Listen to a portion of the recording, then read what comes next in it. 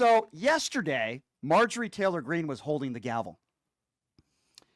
And there was supposed to be a DOGE subcommittee to talk about waste, fraud, and abuse. But you see, it turned into a conversation about transgenders in fencing competitions, because I know that's number one on everybody's list, right? It's not putting food on the table or ending the war in Ukraine or the Israel-Palestinian conflict, gas prices, inflation. No, it's fencing contests. I'm not making this up, ladies and gentlemen. And again, Marjorie Taylor Greene Three-Toe was the one with the gavel.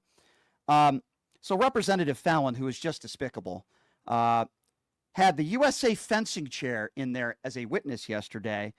And the witness said, I had to take down my social media because I was getting death threats, but that wasn't transparent enough for Fallon. Have a listen to this. Right here for transparency. Let's go. Did you recently change your social media profile from public to private?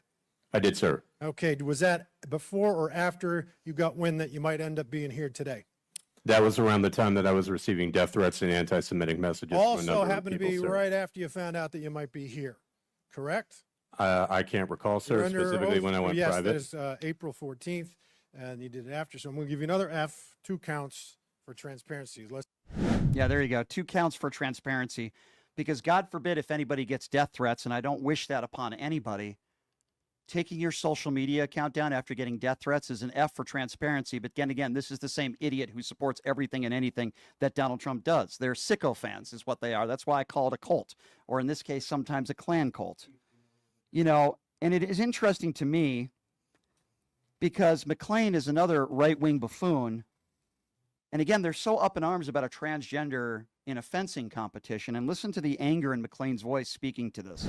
The issue that I have for the young girls is you can live in your reality. You can live in your reality. But when your reality intrudes on my safety and puts another person at harm or in harm's way, that's when I have a problem with it. Oh, okay. So she says that a transgender in a fencing competition is putting her health at risk. I see. Meanwhile, this is the same person who most likely voted for Robert F. Kennedy Jr. to be the head of Health and Human Services. This is the same person, I am sure of it, who is anti-vaccine, even though she probably was vaccinated. This is the same person who probably agreed with Donald Trump when he called those people who beat police officers on January 6th patriots and hostages.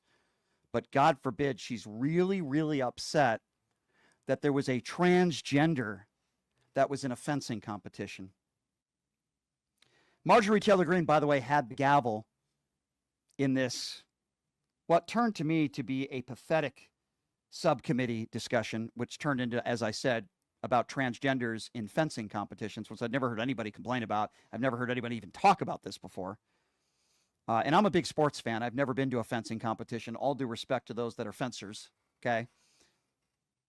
But Marjorie Taylor Greene, in charge of anything, is always causing trouble. This was a point of order, and Marjorie Taylor Greene with Jasmine Crockett. It wouldn't be a real subcommittee hearing without Jasmine Crockett and Marjorie Taylor Greene Three-Toe going at it. Have a listen to this.